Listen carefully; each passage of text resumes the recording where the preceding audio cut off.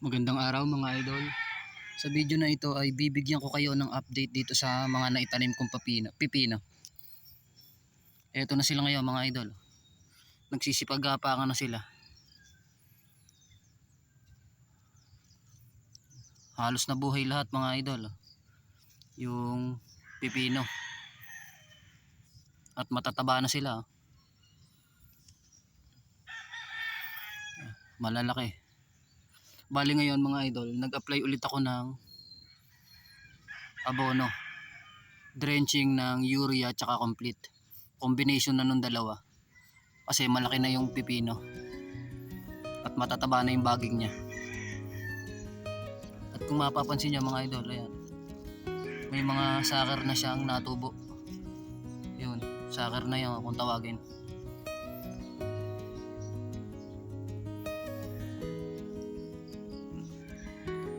Pero binubutas na ng insekto yung dahon nila.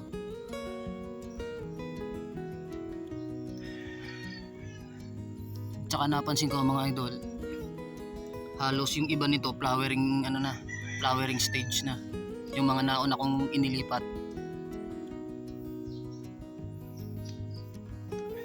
Papakita ko sa inyo mga idol. Ayan mga idol. Etong maliit na to, flower yan. Ito mga idol, ipapakita ko sa inyo yung may bulaklak na. Asa ba? Ayan, ito. May bulaklak na siya.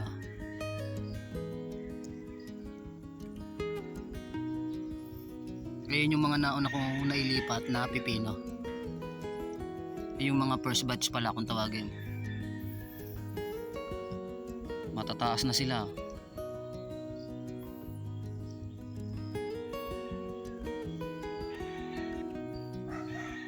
Sa pagtatanim ng pipino mga idol, dapat yung i-make sure natin yung talagang pagtataniman natin nasisikatan ng araw buong maghapon, yung 8 hours sunlight. Kasi mas gustong gusto ng pipino yung ganong naaarawan siya maghapon. Hindi siya katulad ng ibang halaman na mahihirapan kapag naarawan maghapon. Ito kasi yung pipino tsaka yung kamatis, iisa yung gusto nilang panahon, yung sa maaraw talaga. Yan, ito mga idol, gaganda na ng tubo. Hindi pa pala ako nakakapag-pruning dyan kasi wala pa tayo masyado ipupruning.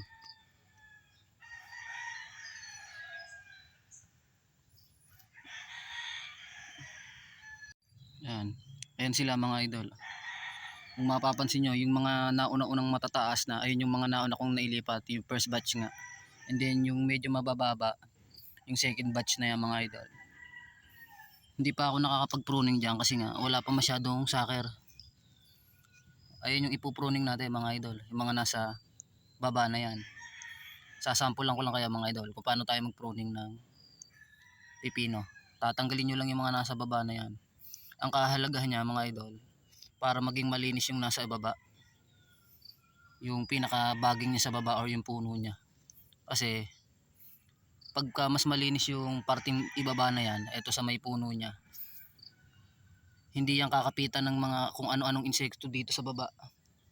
Minsan kasi pagka madumi or madamo, masukal, mas mabilis magka-insekto yung parting yan, and minsan nagkakataong nagkakapunggos yung ibaba na yan, masisira yung tanim natin pipino.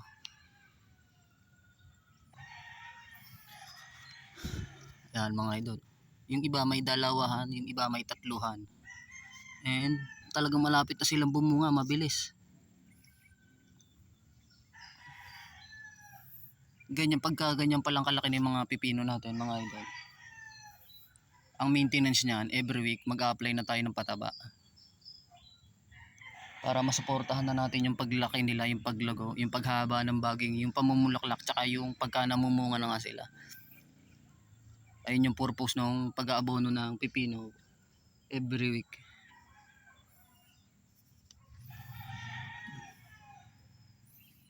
May insekto na agad.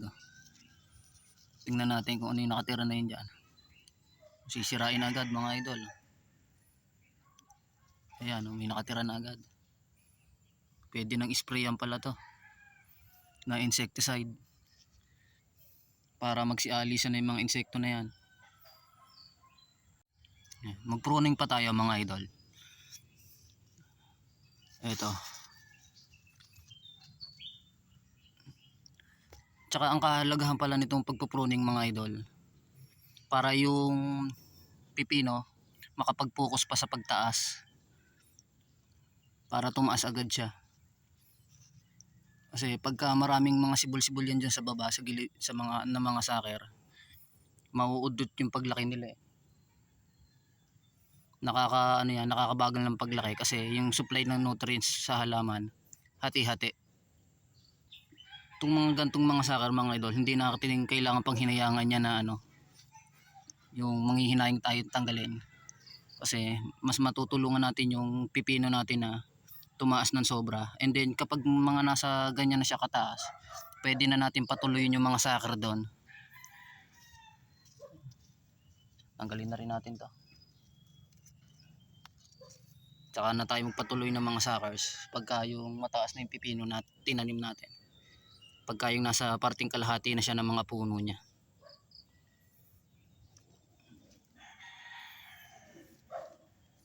Ito, tataas na.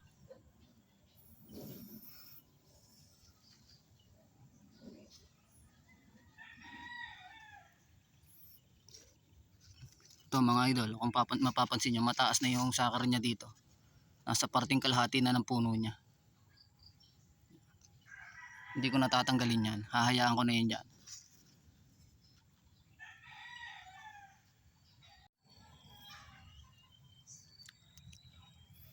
Ayan. And then lipat tayo dito mga idol. Ito, itong mga parang bukol-bukol na yan, yung nasa daliri ko na yan, flower na yan.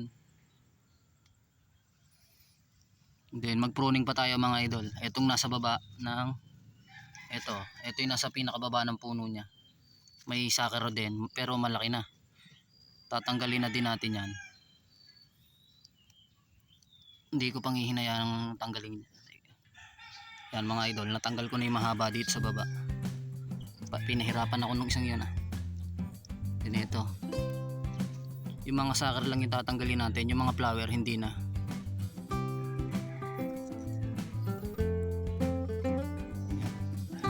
Yung sakar na to nasa kalahatian na ng katawan niya. Ayan, hindi na natin tatanggalin yan. Patutuloyin na natin yan kasi nasa taas na siya. Then itong sa baba, tingnan natin yung isang puno niya kung may sakar din. Ayan mga idol, may sakar din tong isa. Nasa parting baba ng puno niya. Ito. Dito siya.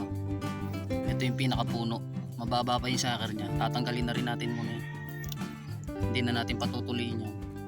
Yung nasa taas na yung patutuloyin natin para malinis yung parting ibaba.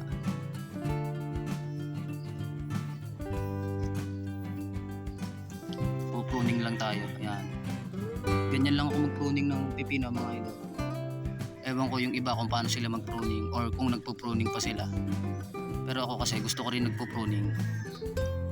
Iba rin yung pagka nagpo-pruning kayo, makikita mo yung pagkakaiba dun sa pagka hindi ka nagpo-pruning. Yung mga idol, tinan niyo. Meron pala dong alaga. Ito yung pipino na may flower mga idol. Ibig sabihin na nag-flower na sila, may ilalabas ng bunga yan dyan sa ibabaw niya, sa itaas.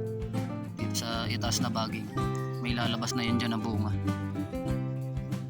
kasi nakapamulaklak na siya, matured na yung baging niya, yung puno niya, maglalabas na yan ang bunga. Hindi lang siya, ito pa mga idol, may flower na din. Ang kagandahan dito sa pipino, matataba na yung puno nila.